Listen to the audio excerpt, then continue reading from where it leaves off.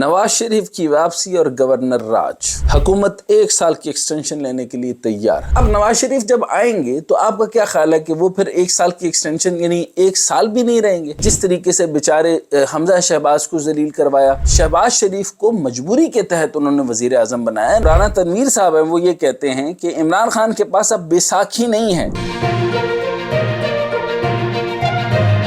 अस्सलाम वालेकुम, मैं हूं डॉक्टर हसनैन जावेद और आप देख रहे हैं मेरा डिजिटल चैनल। नवाज शरीफ की वापसी और गवर्नर राज, हुकूमत 1 साल की एक्सटेंशन लेने के लिए तैयार। ये बात मैंने पहले भी अर्ज की थी और मैं प्रेडिक्शन के तौर पर ये कई बार कह चुका हूँ। कैलकुलेटेड आइडिया के तौर पर मैंने एग्जैक्ट नहीं कहा, लेकिन मेरी प्रेडिक्शन थी। लेकिन प्रेडिक्शन जो होती है वो कैलकुलेशन नहीं होती। चुनांचे मैंने ये कहा था कि ये इन एनी केस जो है वो अपनी पूरी जान लगाकर एक्सटेंशन लेंगे। अगर ये एक्सटेंशन नहीं लेंगे तो इनका जो कुछ पेंडिंग मामलात रहते हैं, क्योंकि नैब से केसेस तो इन्होंने क्लियर करवा लिए, बाकी मामलात इन्होंने क्लियर करवा लिए। अब रह जाता है मामला नवाज शरीफ को मुकम्मल तौर पर एक फरिश्ता साबित करके मुल्क में वापस लाने का।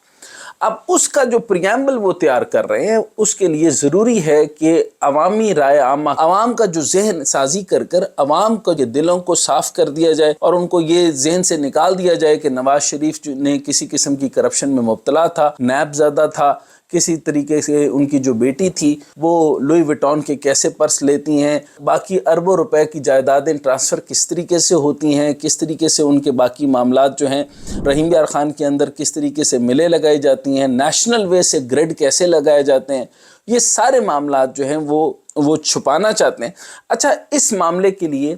ये एक पेंडिंग मामला है। अब नवाज शरीफ जब आएंगे तो आपका क्या ख्याल है कि वो फिर 1 साल की एक्सटेंशन यानी 1 साल भी नहीं रहेंगे? तो उनके लिए एक पूरा का पूरा जो है वो सिक्योर वे तैयार करना कि कम से कम अगर 1 साल की एक्सटेंशन मिलती है और फिर उसके बाद इलेक्शन का ऐलान होता है तो फिर उससे पहले वो दोबारा उड़ा दिए जाएंगे, उनके प्लेटलेट्स दोबारा कम हो जाएंगे और इसी तरीके से वो दोबारा बीमार हो जाएंगे, उनको दिल का आर्जा भी मुब्तला हो जाएगा और इसी तरीके से वो बहुत सारे आर्जे उनको मुब्तला हो जाएंगे, तो वो पहले ही उड़ा दिए जाएंगे यानी मुल्क से बाहर।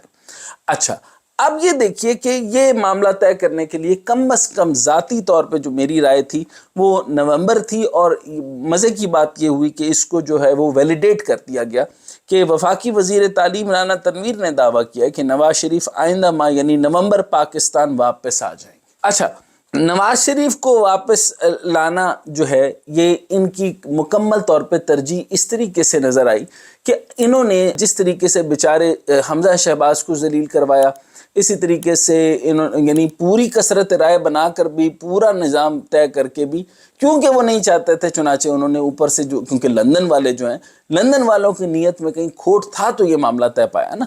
तो इसी तरीके से सामने गले मिलके से तो मामला इस तरह नहीं होता कि मिल लिया गले तो सारा गिला जाता रहा, ऐसा नहीं होता। इसी तरीके से जो है वो शहबाज शरीफ को मजबूरी के तहत उन्होंने वजीर आजम बनाया, ना कि कोई उनकी चाहत थी। अब उसकी सारा प्रियम्बल, सारा बेस जो है वो नून लीग का कोई अनबायसली, अनकंट्रोवर्शियली हर तरीके से वो साबित करना चाहते हैं कि नवाज शरीफ जो है वाहिद रहनुमा है और वो ताअबदुल आबाद जो है वो हमारे हाकिम रहेंगे। वो ये साबित करने के लिए ये मामला बना रहे हैं। चुनाचे यही वजह थी जिसके अंदर मिफ्ता इस्माइल जो है वो कोई भी पार्टी पॉलिसी तो थी नहीं, पार्टी का मंशूर तो था नहीं, किसी तरीके का निज़ाम नहीं था। डार साहब जो थे वो इसी तरीके से, उनके बारे में मैं अक्सर एग्जांपल देता हूँ कि तमाम कई मुरब्बे ज़मीन होती है, उनका एक ही मुंशी होता है और जो मालिक होता है वो कभी कभी जो है वो यानी साल के 6 महीने हर 6 महीने बाद जो है वो जा कर के जितनी मुंजी की कपास की जो उसके ऊपर कटाई की जो मामलात होते हैं उसमें से प्रॉफिट लेकर आ जाता है। उसको ये भी नहीं पता होता कि मुंशी ने कितना किसको दिया, क्या हुआ, कितनी फसल लगी, कितना मामला बना, कितना अंदर उसने रखा, कितना बाहर किया। Ease of the doing business ये था उनके लिए होता है कि मुंशी ये सारी चीज़ें देखभाल कर लेता है। सो यही काम जो है वो आपने देखा होगा कि तमाम लीक्स के अंदर भी बात ये साबित आई कि चाहे वो गाड़ी का मामला हो, चाहे वो रहीम यार खान वाला मामला हो जो उनके दामाद के साथ मामला तय करना है, चाहे वो इंडिया के साथ जो बिजनेसेस कर रहे हैं उन सारी बातों को तय करने वाला मामला के ईसीसी में ना लेकर आए, वो सारी बातें भी तय कर लें तो वो सब बातें अंकल इसहाक डार देख लेंगे। तो ये यूँ समझ लें कि डिफेक्टो प्राइम मिनिस्टर जो हैं वो इसहाक डार साहब हैं और ये सारे मामलात जो हैं वो उनके लिए राय आमा जो तय कर दी जा रही है وہ آپ کی اسحاق ڈار صاحب کی جا رہی ہے۔ اب آگے دیکھیے کہ وہ کہتے ہیں کہ میڈیا ٹاک کے دوران جو رانا تنویر صاحب ہیں وہ یہ کہتے ہیں کہ عمران خان کے پاس اب بیساکھی نہیں ہے، کوئی مائک لال اسلام آباد پر چڑھائی کر کے دکھائے، اور اس طریقے سے ایک جمہوری عمل کو یعنی مکمل طور کے اوپر آپ جو ہے وہ وائلیٹ کر رہے ہیں، مکمل طور پہ ختم کر رہے ہیں۔ کوئی مائی کا لال اس کے اوپر چڑھائی کر کے دکھائے۔ اسلام آباد جو ہے وہ آپ کے لیے ایک ایسی جگہ بن گئی ہے جو عوام کی نہیں ہے، جہاں عوام کی بات نہیں سنی جائے گی، اور اگر آپ نے یہ بات کر دی تو آپ اپنے لیے بھی دروازے بند کر رہے ہیں۔ کل کو پھر آپ بھی کوئی جلسہ نہیں کریں گے، کوئی آپ کو بات کرنے نہیں دے گا، اور کسی طریقے کی کوئی جمہوریت نہیں ہے۔ اس وجہ سے میں جمہوریت مانتا ہی نہیں ہوں، پاکستان میں کسی چیز کی جمہوریت ہے نہیں، تو جمہوریت پاکستان کو سوٹ بھی نہیں کرتی، اس لیے میں پالیسی میکنگ کی بات کرتا ہوں، میرٹوکریسی کی بات کرتا ہوں، ٹیکنوکریسی کی بات کرتا ہوں، کہ ان لوگوں کو ان کا کام کرنے دیجئے جن کو کام آتا ہے۔ ان کو تو کام بھی نہیں آتا، لیکن جو احتجاج ہے پھر عوام کی رائے کہاں سے لے رہے ہیں؟ ایک تو یہ ہے کہ عوام کی رائے کو پلس کو نوٹ کر لیا جائے، اور وہ ایسے ڈیسیژنز لیے جائیں اوپر کہ جو عوام کے لیے ہوں۔ جب عوام کے لیے نہیں ہوں گے تو عوام احتجاج کرتی ہے، اور احتجاج کیا کرتی ہے؟ ان کے چھوٹے چھوٹے معاملات ہوتے ہیں، مہنگائی ہوتی ہے، پھر ان کے جو ہے وہ سوشل ایشوز ہوتے ہیں، پھر باقی معاملات ہوتے ہیں۔ تو یہ سارے کے سارے پوری دنیا کے اندر جو اگر ہم نے دیکھا ہے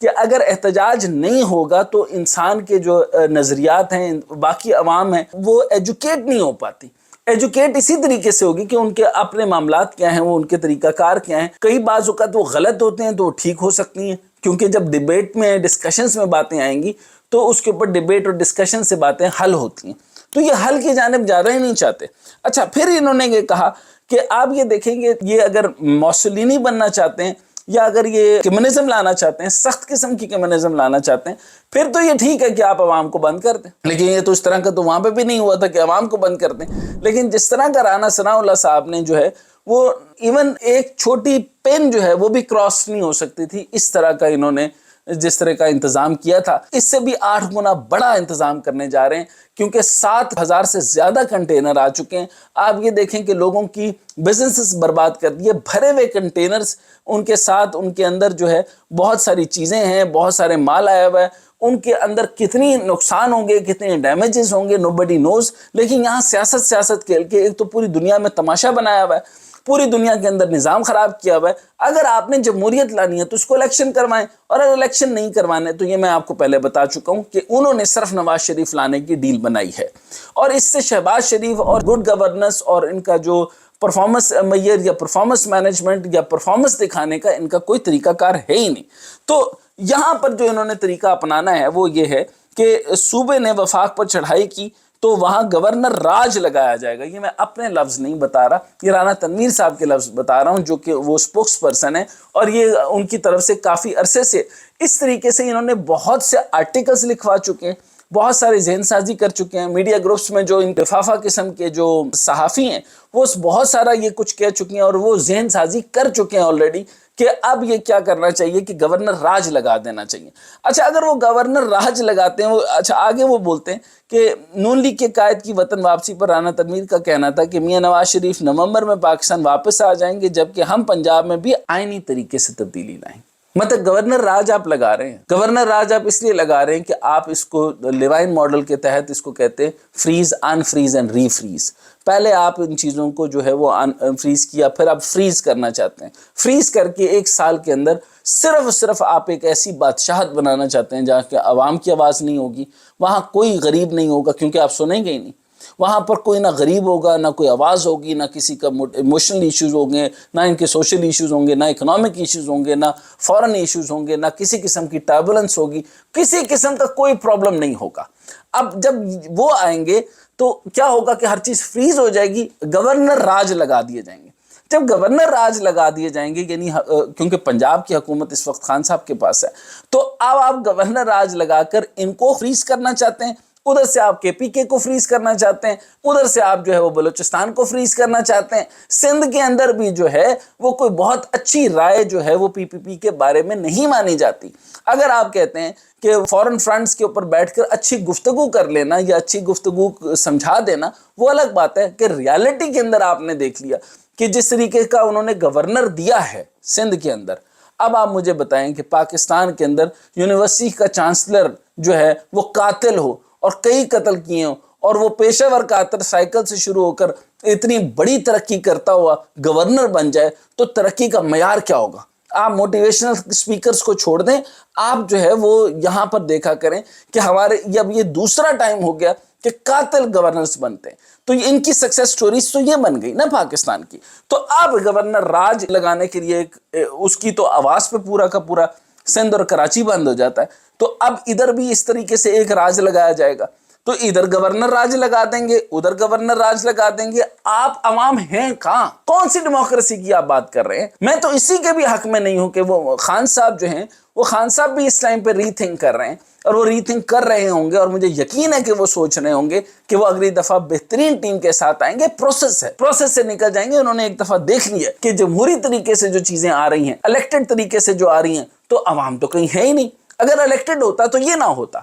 اگر الیکٹڈ ہوتا تو گورنر راج کا مذاق نہ ہوتا، اگر الیکٹڈ ہوتا تو نواز شریف نہ آتا، اگر الیکٹڈ ہوتا تو شہباز شریف اس طریقے سے نہ آتا، الیکٹڈ ہوتا تو حکومتیں اس طرح سے نہیں جایا کرتی اور اس طرح سے نہیں آیا کرتی۔ اور اگر الیکٹڈ معاملات ہوتے اور اگر یہ جمہوری نظام ہوتا تو یہ معاملات اس طرح سے نہیں ہوگا۔ لیکن اب ہو کیا رہا ہے کہ آپ کے پاس جو ہے وہ امپورٹنٹ ترین آرٹیکل جو میں آپ کے ساتھ شیئر کرنے لگا ہوں، اس کو کہتے ہیں آرٹیکل 232۔ یہ اس کی جو سب سیکشن ہے 6 اس کو کہتے ہیں، یعنی اس کو 232 شک 6۔ اس کے تحت حکومت کسی بھی ہنگامی صورتحال میں ملک میں، یعنی 3 صورتیں ہوتی ہیں اس کی، یعنی انارکی آ گئی، لا قانونیت آ گئی، سیاسی ہلچل ہو گئی، یا جنگ میں 1 سال کی توسیع حاصل کی جا سکتی ہے۔ ایکچولی اس کی جو طریقہ کار ہے وہ جنگی صورتحال ہوتی ہے، لیکن سب آرٹیکل کے اندر کسی قسم کی لاقانونیت یا انارکی یا سیاسی ہلچل کو بھی اس میں ڈال دیا جاتا ہے۔ چنانچہ یہ مسلسل جو ہے وہ ایک معیشت کے اوپر توجہ دینے کے لیے، عوام کے حالات پہ توجہ دینے کے لیے، آگے سیلاب کے معاملات میں لڑنے کے بجائے، ان کے لیے چینلائزنگ چیریٹی کرنے کے بجائے، ان کے گھروں کو بنانے کے بجائے، عوام کے اوپر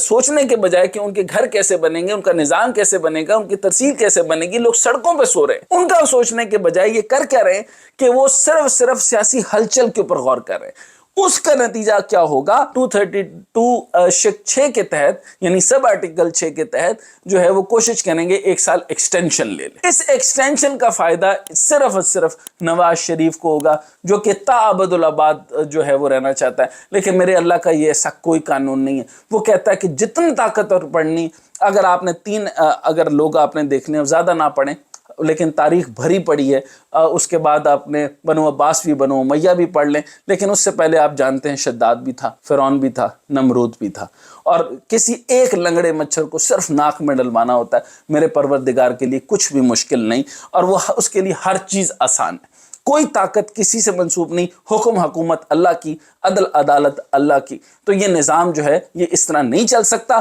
آپ جو مرضی جو ہے وہ آرٹیکلز لگائیں، آپ نے خان صاحب کو مسلسل کنٹرول کرنے کی کوشش کر دی۔ خان آپ کے لیے جو ہے وہ خدا کا عذاب بن کے نازل ہو گیا، اب وہ آپ کے اوپر برس کے رہے گا۔ اب جب وہ برس رہا ہے تو آپ اس کو کچھ نہیں کر سکتے۔ آپ یہ سوچ بھی نہیں سکتے تھے کہ آج ایک کرکٹ کھیلنے والا آدمی، اور آپ جب اس کو سیریس بھی نہیں لیتے تھے، آپ تو صرف اس کو بلا کر کہتے تھے کہ لوگ اس سے ملیں گے، اسے جانتے ہیں، پوری دنیا کا جو ہے سٹار ہے، لیکن آپ کو یہ نہیں پتا تھا کہ یہ آپ کی زندگی کو تماشا بنا دے گا، کیونکہ یہ اس نے نہیں بنایا، یہ اللہ سبحان اللہ نے بنایا۔ جس کو آپ کچھ نہیں سمجھتے تھے وہ آپ کی زندگی کو تباہ و برباد کر چکا ہے۔ اسی طریقے سے آپ کو سیاسی نقشے سے اتار چکا ہے۔ آپ کا معاشی طور پہ وہ آپ کا سٹی سکین کر کے، MRI کر کے آپ کا اصل چہرہ قوم کو دکھا چکا ہے۔ آپ کی کارٹلائزیشن بتا چکا ہے، آپ کتنے بڑے مافیا ہیں بتا چکا ہے، آپ قوم کا